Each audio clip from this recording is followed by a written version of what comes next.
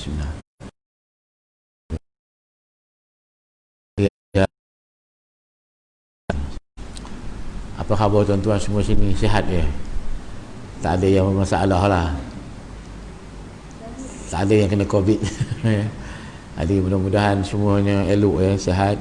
Sebab Kelantan dulu dia breakdown ya tuan-tuan. Tuan-tuan dirahmati oleh Allah. Rasulullah pesan pada kita, sesuatu benda sunat atau wajib yang sudah biasa oleh Allah Subhanahu Wa Taala. Pihak pemerintah, pihak yang berwajib ini sebenarnya memanglah di sana ada satu hadis dia kata apa, tasarruful imamu manutum bil maslahah, mentadbir imam itu mengikut muslihat. Apa muslihat dia tuan-tuan? Memelihara agama, memelihara nyawa, memelihara akal, memelihara keturunan, memelihara harta. Jadi ini di antaranya terletak dalam hal memelihara nyawa, memelihara nyawa, dan juga boleh dikatakan memelihara agama juga.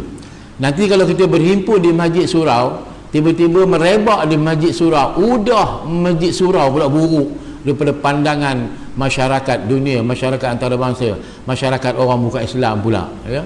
Jadi sekarang ini tidak ada kluster ataupun tidak ada perebakan itu berlaku melalui masjid dan surau. Alhamdulillah terpelihara agama kita daripada difitnah orang ya.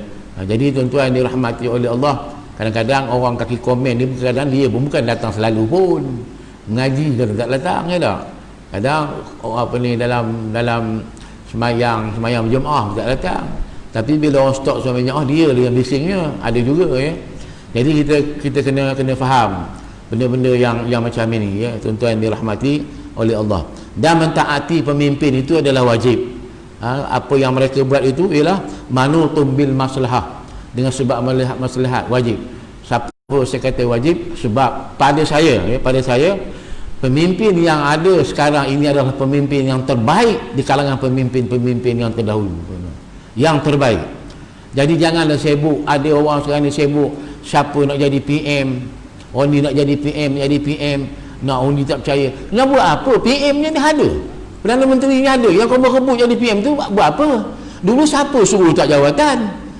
Kata tebuk atap, siapa yang tebuk atap? Korang sendiri yang runtuhkan rumah korang. Mana ada atap lagi dah? Pintu tak ada, apa tak ada. Jadi dia Menteri Agung buat rumah baru untuk rakyat berteduh. Yang kata tebuk atap tu apa? Kepala bapak dia. Memang korang hajar. Kamu sendiri yang siapa suruh tak jawatan? Kamu sendiri yang meroboh rumah kamu sendiri. Kamu bertuduh orang pula.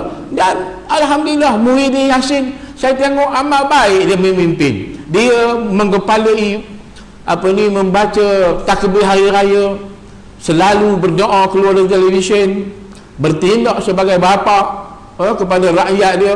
Kita tidak apa lagi, isteri pula bertudung, isteri agung bertudung, isteri Perdana Menteri bertudung. Perdana Menteri dulu ada isteri mereka bertudung. Minta maaf lah tuan-tuan. Jadi udah elok ni, udahlah. Yang kita duduk kacau ganggu buat apa tuan-tuan, sampai jadi burah, jadi penerhaka ya tuan-tuan. Jadi tuan-tuan, saya sebenarnya sejak tahun 1969 saya dalam parti politik PAS ni. Saya tak pernah saya sokong kerajaan tuan-tuan, sangat-sangat beriria. Tapi kerajaan yang ini saya sokong habis-habisan. Duduk sedap rasa hati kita duduk di bawah kerajaan ini, rasa sejuk hati kita. Tapi orang yang dengki itu udah keluar, dah tak dapat jadi Perdana Menteri, dah tak dapat jadi menteri, udah hilang gaji tu, sakit hati lah. Jadi dia pun meroyan lah, dalam parlimen meroyan, di luar parlimen meroyan. Ada Mak Sabu pula kata nak rampas Kelantan. Buat apa rampas Kelantan? Udah elok-elok ditadbir oleh ulama, ditadbir secara Islam. Nak kamu runtuh buat apa? Itu kamu dosa ke? Tuan-tuan dirahmati oleh Allah Subhanahu Wa Taala sekalian. Ini sebagai mukadimah. Mukadimah mudah kasar Ustaz. Lama tak datang. Sekali datang kita baca lah betul-betul. Lagi pun kita ngaji bukan boleh lama tuan-tuan. Isyak berhenti. Lepas itu tuan-tuan udah 4 bulan tak mengajar. Rasa malas aja nak pergi ngajar. Tak ada mood. Malas betul saya nak mula-mula ngajar dulu ke mana ni, ke Kuala Kangsar. Ya Allah malasnya tuan-tuan ya. Udah lama dah setan dah duduk di rumah merap anak bini rumah. Udah tak keluar pergi Masjid Surau. Tuan-tuan yang dirahmati oleh Allah. Baru-baru ni saya dan juga AJK Puara persatuan pegawai-pegawai masjid dan surau dan ini dan surau di Jumaat bertemu dengan ketua Esko Agama Negeri Perak, Ustaz Akmal. Kami menuntut 7 perkara. Di antaranya kita minta allowance imam dinaik, allowance Bilal dinaikkan daripada 300 ke berapa ke 500 ya. Pada dasarnya dia bersetuju dan tunggu kelulusan. Tapi allowance Bilal ni dia masjid sini tak ada kan masjid. Dan lepas dan 7 perkara ni dia terima semua dan juga dalam tindakan dia. Kebetulannya Esko Agama ni kawan saya masa saya memimpin Dewan Ulama Negeri Perak dulu, dan dia pun adalah anak kepada bekas ketua Dewan Ulama Perak, tuan Ustaz Akmal Kamaruddin. Cukup mudah tuan-tuan kita berbincang ahli jemaah Islam dengan ahli jemaah Islam berbincang. Cukup mudah dan cukup ukhuwah, cukup baik. Selepas itu tuan-tuan pula daripada gabungan Persatuan Pegawai Masjid seluruh Malaysia bertemu dengan Menteri Agama ya di Kuala Lumpur dan minta allowance imam ni dinaikkan daripada 850 ke 1200 dan Bilal dan Siak dinaikkan kepada 600. Ya tuan-tuan. Jadi insya-Allah bukan diterima, maknanya didengar dan dicatat oleh Menteri Agama kita, dan insya-Allah mudah-mudahan dengan berkat doa kita semua gaji-gaji allowance mereka ni naiklah. Ya naik. Jadi imam ke senang tuan-tuan, sehari semalam ke bukan boleh tinggal masjid, duduk situ ya, tak boleh tinggal. Kalau imamnya 2 orang lagi teruk. Sebab saya nasib baik ada 4 orang. 4 orang tuan-tuan, jadi 3 orang imam, lepas tu hari tugas balik kemari. 3 hari tugas balik kemari. Jadi itulah kerja. Jadi tuan-tuan yang dirahmati oleh Allah Subhanahu Wa Taala, mudah-mudahan segala-galanya berjalan lancar. Dan tuan-tuan sekalian, saya lihat pemimpin yang ada sekarang ni mesra ulama. Mereka tidak caci maki ulama sebagaimana Perdana Menteri dulu. Sekarang ni mereka tidak caci maki ulama, mereka menghormati ulama dan mengambil ulama menjadi menteri dan timbalan menteri, dan juga tuan-tuan menjadi senator yang terbaru ni, Ustaz Idris Ahmad. Senator ni dalam Dewan Negara meluluskan undang-undang. Tuan-tuan, jadi alhamdulillah, syukur pada Allah Subhanahu Wa Taala, biarlah mereka ni kekal sampai bila-bila pun ya. Heboh nak pilihan raya semula. Kalau pilihan raya semula tuan-tuan, PS ni tinggal seluruh dalam tuan-tuan. Tak percaya tengok masuk. Saya khabar terang ni. Baik, lupa kalau itu kita masuk wal qidam. Dan kata musannif tuan-tuan, sifat bagi Allah yang wajib bagi Allah, yang wajib kita ketahui ya. Sifat yang wajib bagi Allah ni banyak tak terhingga, tapi yang wajib kita ketahui 20 sifat. Mengapa 20 sifat? Sebab dengan 20 sifat ni sekira-kira kita tidak boleh mensyirikkan Allah Subhanahu Wa Taala di sudut zat, sifat dan perbuatan dia. Jadi sifat yang pertama dulu wujud. Sifat yang kedua itulah al-qidam wal qidam. Arti yang kedua daripada sifat yang wajib bagi Allah Ta'ala itu, iaitulah qidam, artinya sedia. Sedia ada ya. Dan makna qidam pada hak Allah Ta'ala itu ketiadaan adam, ketiadaan hilang, ketiadaan tiada.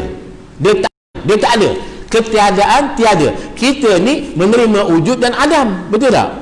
Dulu kita adam tak ada, betul, lahir di emak jadi wujud ada, esok kita mati jadi adam balik ya. Allah Ta'ala tidak menerima adam. Bukan Adam, ini Adam ni Adam dia makna ketiadaan, menerima tiada. Yang mendahului bagi wujud, dahulu daripada wujud Allah Ta'ala tu Allah Ta'ala tak ada, tak mahu dia, tak terima ya. Dan jika engkau kehendak, nescaya engkau kata tiada mendahului akan dia oleh Adam. Dan jika engkau kehendaki pula, nescaya engkau kata tiada permulaan bagi wujudnya, maka ketiga-tiganya itu satu makna jua. Sebab itu tuan-tuan, begini, apabila kaum muda, golongan Salafi itu ceritanya ya, golongan kaum muda ni, dia mengatakan Allahu ala arsyistawa ya. Allah itu duduk di atas arash. Dia ambil makna zahir. Maksud duduk ni tuan-tuan ialah meletakkan berat badan pada punggung, betul tak? Kalau letakkan dada itu nerap, letak ke belakang itu lentang baring, letak pada lambung itu ngering. Tapi duduk ni memberatkan punggung kita dengan badan kita duduk. Jadi Allah Ta'ala adakah begitu tuan-tuan? Baik, itu satu hal. Kalau Allah Ta'ala sentiasa duduk di makhluk berpermulaan ke tidak? Berpermulaan. Jadi maknanya arasy itu ada permulaan. Okey, sebelum arah dulu Allah Ta'ala duduk di mana? Tanya. Sebelum adanya arah dulu, kalau Allah Ta'ala itu memang sifat dia duduk di arah, semasa arah itu tak ada, belum dijadikan, sebab dia dijadikan oleh Allah. Allah Ta'ala bermula tiada dijadikan, dia sedia ada sejak azali. Maka di mana Allah Ta'ala duduk? Itulah jadi bangang. Ngaji dengan apa ni sifat 20 tak ada. Kata bid'ah lah. Tak setuju dengan Al-Maturidiyah, mazhab Al-Maturidiyah, Asy'ariyah. Ya, nak ambil Quran hadis. Tuan-tuan yang dirahmati oleh Allah. Jadi arah itu ada permulaan. Dan akhirnya aras pun hancur, ada kesudahan, ada adam. Jadi aras menerima adam sebelum dan selepas wujudnya. Ya. Allah Ta'ala dia sedia. Jadi takkan Allah Ta'ala duduk di mana? Duduk langit. Langit pun Tuhan jadikan juga, jadi kemudian. Kan? Allah Ta'ala senang cerita tidak bertempat, tidak menerima arat, persekitaran tak ada. Ya tuan-tuan. Boleh faham? Kalau tak faham tanya tuan-tuan ni. Suara ni kuat ke? Ini esok nak siarkan seluruh dunia pula ni. Ni tukang rakap ni. Letaknya. Tuan-tuan yang dirahmati oleh Allah. Kesemua itu sama. Dan ada pun qidam pada hak yang lain daripada Allah. Qidam sedia daripada hak yang daripada hak makhluk lah, hak kita ni. Qidam di sisi kita seperti kata mereka itu bina, ini qadim, bangunan ini qadim, bangunan dah sedia ada. Maka maknanya panjang masa dan dobit, panjang masa itu 1 tahun. Maka apabila berkata ia tiap-tiap orang yang ada yang qadim daripada hamba-Ku, nescaya mereka itu menderhaka. Maka menderhakalah orang yang ada baginya di sisinya itu setahun. Tuan-tuan, melangkah ke? Mendahaka. Maka mendahakalah orang yang ada baginya di sisinya itu setahun. Tuan-tuan, ada orang datang kepada tembak ni, orang daripada luar datang duduk sini, dia tengok surau ni udah ada, udah sedia qidam. Itu qidam hak makhluk, hak makhlukat. Orang awam dah sedia ada, ya? Hak makhluk. Berapa lama dobitnya, berapa lama adanya? Setahun. Ada masanya. Sebelum setahun itu dia tak ada adam. Itu hak makhluk, ya? Jadi tuan-tuan yang dirahmati oleh Allah Subhanahu wa taala, maka apabila berkata ia tiap-tiap orang yang ada ia yang qadim, orang yang ada ia yang qadim daripada hamba-Ku, nescaya mereka itu merdeka. Maka merdekalah orang yang ada baginya di sisinya setahun. Kalau orang tu dia kata memang qadim, maknanya dia merdekalah selama setahun, tuan-tuan ya. Apa maksud ni tuan-tuan ya? Dia bebas, tak ada apa-apa, tak ada apa yang menjaga dia selama setahun. Sedangkan dalam masa setahun tu Allah Ta'ala tentukan dia begini. Dan sebelum setahun tu maknanya dia pun tak ada lagi, tak keluar dari perut ibu dia. Dia lahir mungkin tahun 2000, dia lahir tahun 1919. Ini tahun 2000, tuan-tuan ya. Jadi sebelum itu dia pun tak ada, tuan-tuan. Jadi dengan sebab itu, dia kalau begitu, kalau dia kata dia itu adalah qadim macam Allah Ta'ala, maknanya dia ni bebas, merdeka lah, hebatlah dia macam Allah Ta'ala. Yang demikian itu tak betul, tak betul. Menyamakan sifat makhluk dengan sifat Allah Ta'ala jadi murtad, tak boleh. Bermula qaul yang sahih, yang kuat, bahawasanya harus diitlaqkan qadim, dikaitkan. Itlaq tu makna dikaitkan, harus dikaitkan qadim itu atas Allah Ta'ala, kerana subut tu makna ditetapkan. Yang demikian itu dengan ijma' sekian ulama. Jadi sifat qadim ini adalah kepunyaan Allah, related, kata orang putih, berkait rapat dengan Allah Ta'ala. Yang demikian itu siapa kata? Seluruh ulama ijma' mengatakan qadim itu adalah kepunyaan Allah.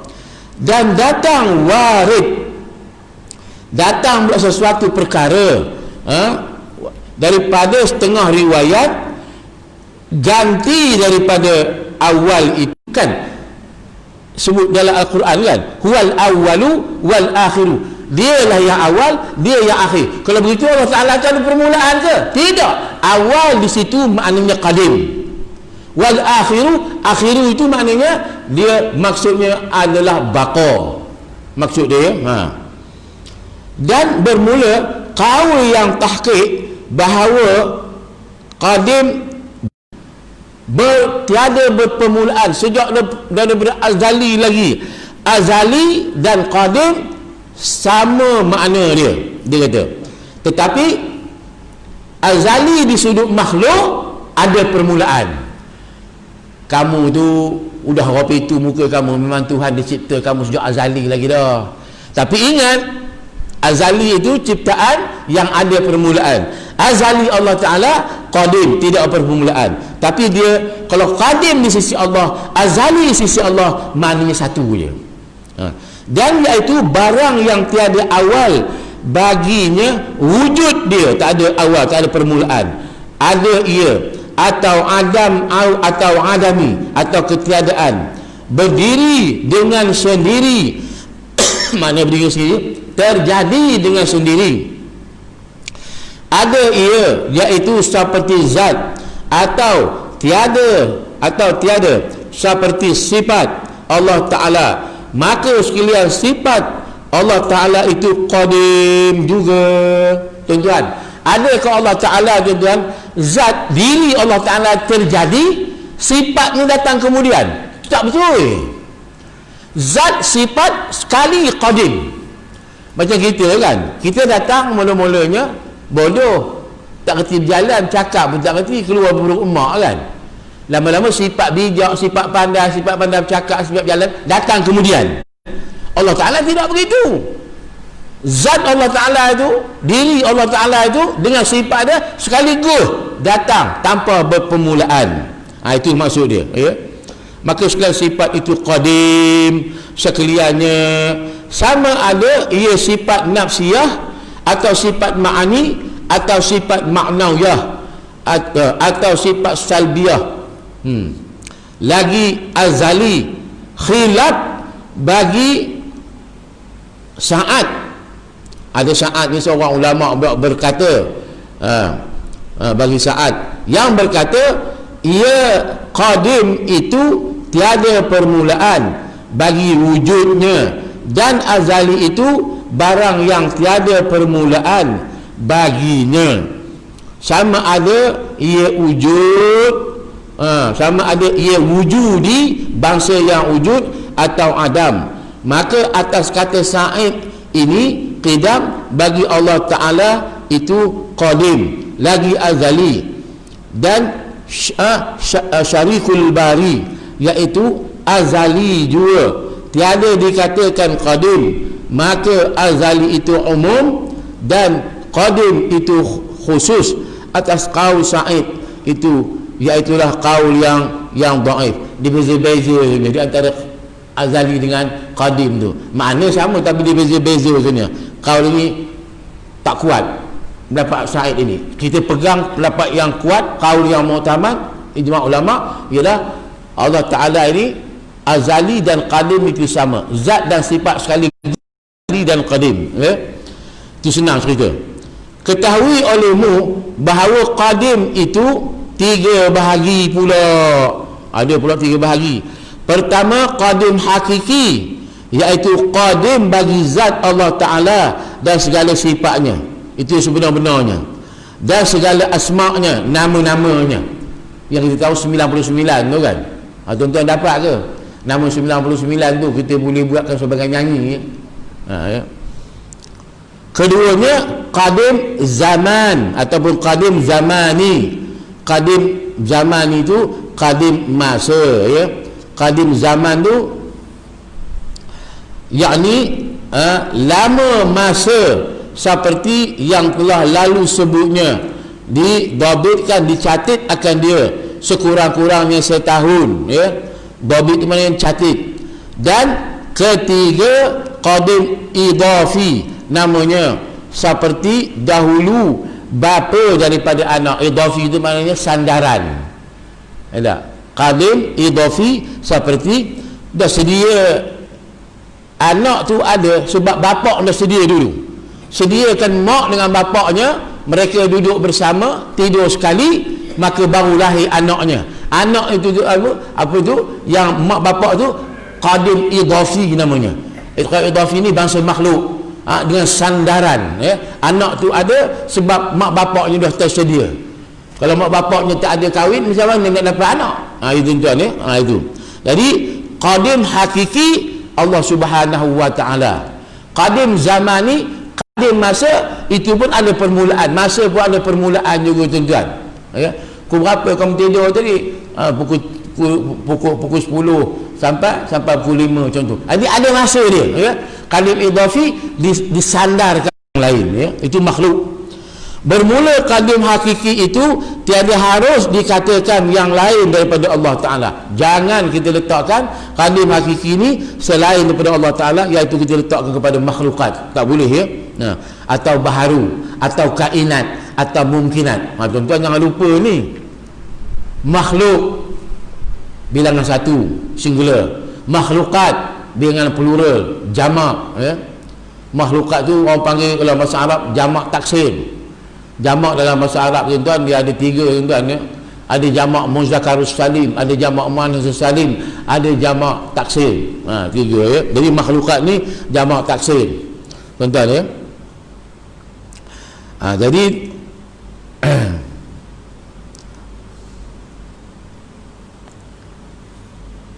tiada harus kepada barang yang mengisbatkan lain daripada Allah Subhanahu Ta'ala qadim, yang qadim hakiki. Qadim hakiki tadi, ya, itu yang mana kaya berhenti ni, mengisbatkan bagi yang lain daripada Allah Ta'ala untuk bagi qadim hakiki, maka iaitu jadi kafir seperti pelasapah, gulungan pelasapah.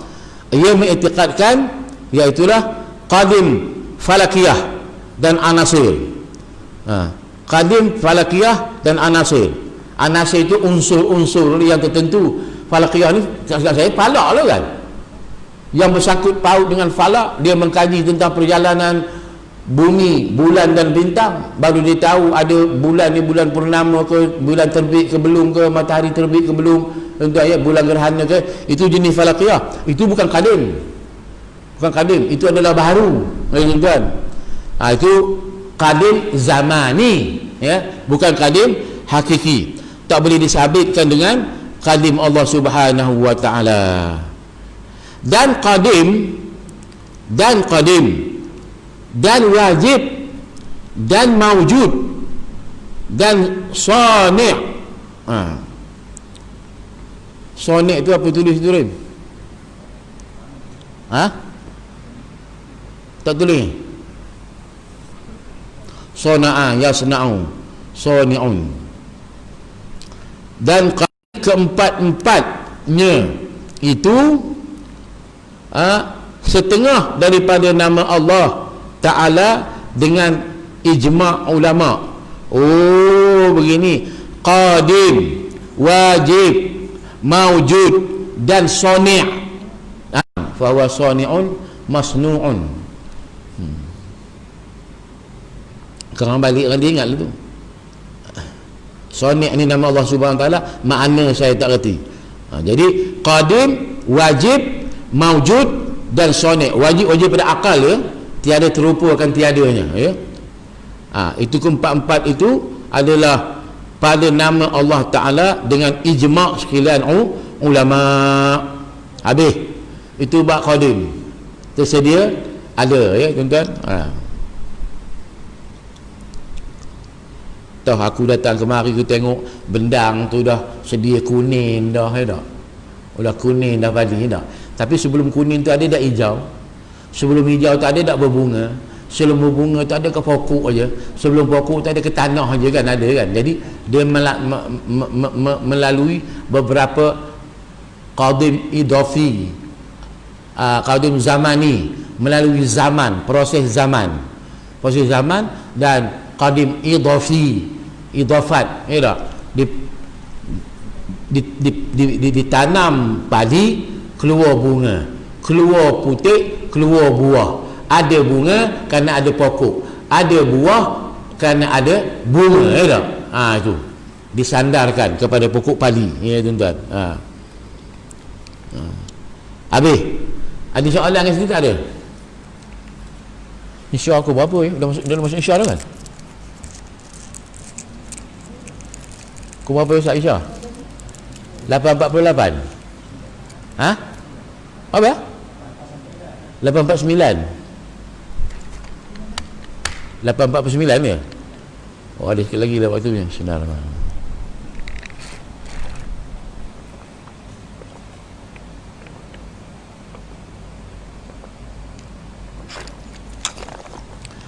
Lagi sifat dan kata musannif. Musannif ni orang yang mengumpulkan kitab ini, musannif.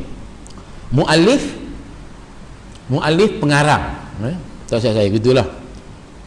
Kemudian wal baqa. Wa itu bukan sifat, disebut dan.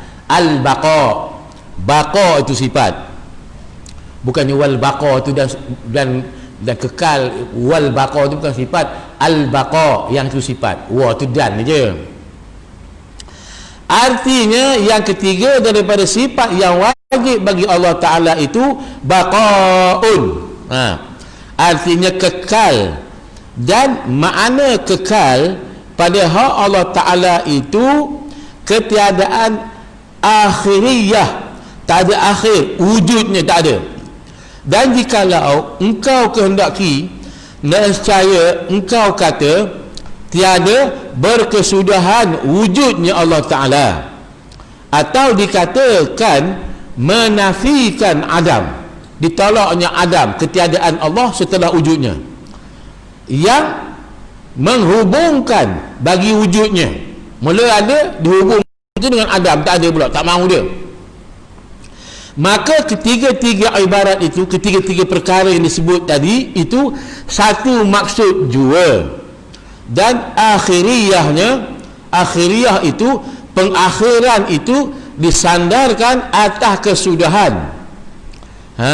Dan iaitu yang dikehendaki di sini dan diitlakkan, dihubung kaitkan pengakhiran itu pula atas kekal. Kemudian daripada fana makhluk semua dah habis hancur lebur dah, dunia pun hancur lebur dah, habis semua kan, tapi Allah Ta'ala tetap kekal juga. Itu dia. Dan setengah daripadanya dengan makna ini, nama Allah Ta'ala itu Al-Akhiru, Wal Akhiru ya. Itu kekal. Dan muqabilun, dan sebaliknya. Muqabil itu mana sebalik. Dengan makna ini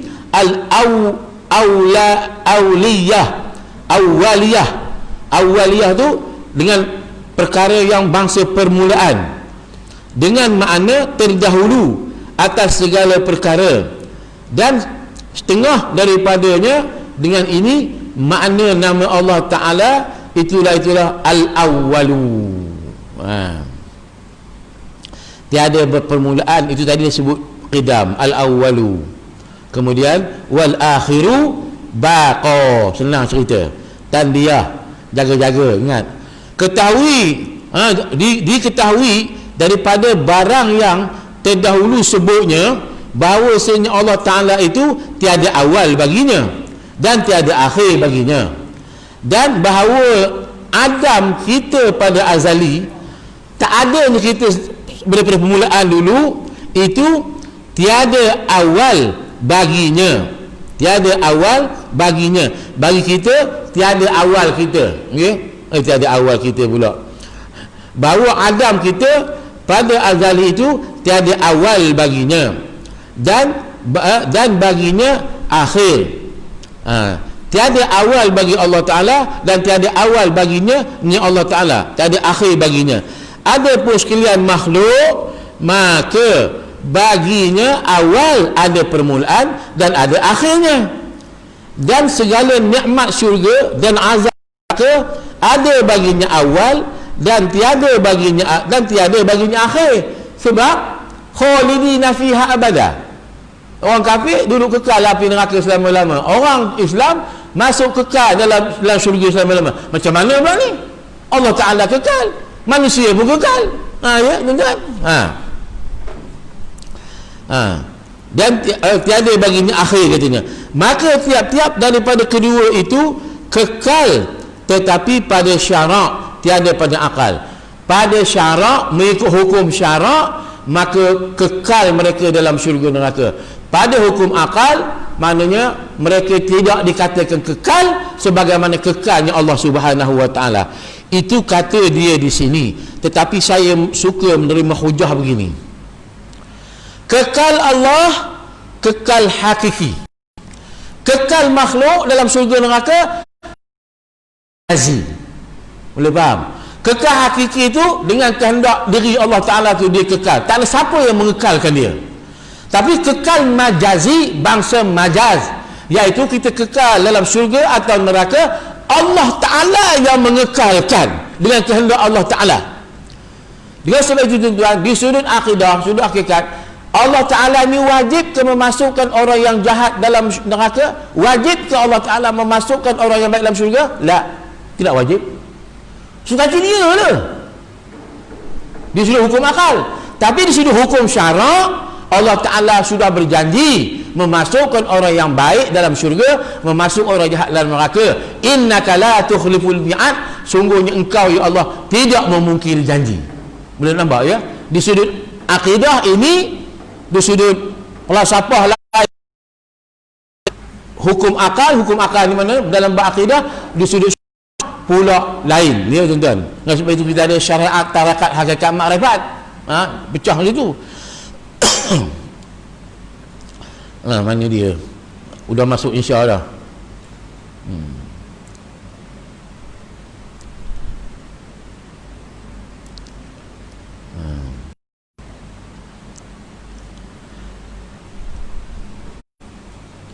Dan bahawa Adam kita pada azali itu, dia kata tiada awal baginya dan baginya akhir. Dan ada pun sekalian makhluk, maka ada baginya awal, ada baginya akhir. Segala nikmat syurga dan azab neraka ada baginya awal, ada baginya akhir. Maka tiap-tiap daripada keduanya itu kekal, tetapi syarak, pada syarak kekal, tiada pada akal, tiada pada akidah.